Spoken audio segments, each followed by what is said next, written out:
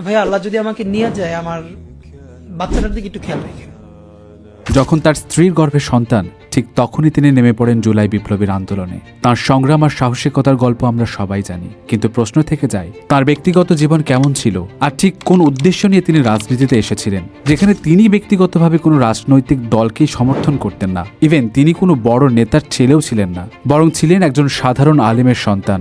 আর সেই অজানা গল্পটা নিয়েই আজকের আমাদের এই ভিডিও। শরীফ ওসমান হাদী 1993 সালে ঝালকাঠি জেলার নলছিটি উপজেলায় এক মধ্যবিত্ত মুসলিম পরিবারে জন্মগ্রহণ করেন। তার বাবা ছিলেন একজন মাদ্রাসা শিক্ষক, যার আদর্শ, শৃঙ্খলা আর নৈতিক শিক্ষাই হাদীর ভবিষ্যৎ জীবনাদর্শের শক্ত ভিত্তি করে দেয়। 6 ভাই বোনের মধ্যে ছোট্ট হাদী কখনোই সাধারণ স্কুলে পড়াশোনা করেননি। তার পুরো শিক্ষা জীবন কেটেছে মাদ্রাসার শিক্ষা ব্যবস্থায়। দাখিল, পঞ্চম ও অষ্টম শ্রেণীতে তিনি ট্যালেন্ট পুলে বৃত্তি অর্জন করেন। দাখিল পরীক্ষায় মাদ্রাসা বোর্ডে প্রথম স্থান এবং আলিম পরীক্ষায় দ্বিতীয় স্থান অর্জনের মাধ্যমে কৈশোরেই নিজের মেধার প্রমাণ দেয় হাদী।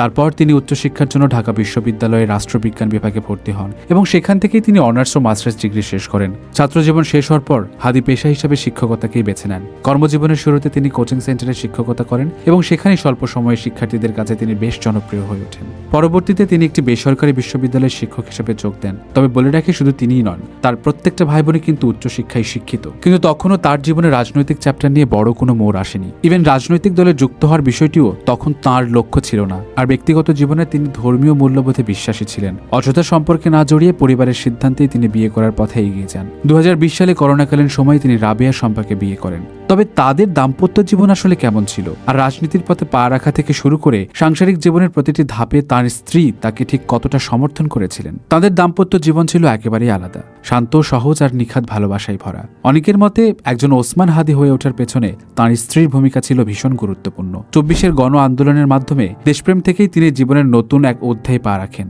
কিন্তু সেই পথে এগিয়ে যাওয়ার জন্য তার স্ত্রী কখনোই তার বাধা হয়ে দাঁড়ায়নি, বরং প্রতিটি ধাপে তাকে সাহস আর উৎসাহই জুগিয়েছিলেন। সংসারেও হাদী ছিলেন ভীষণ সাধারণ একজন মানুষ।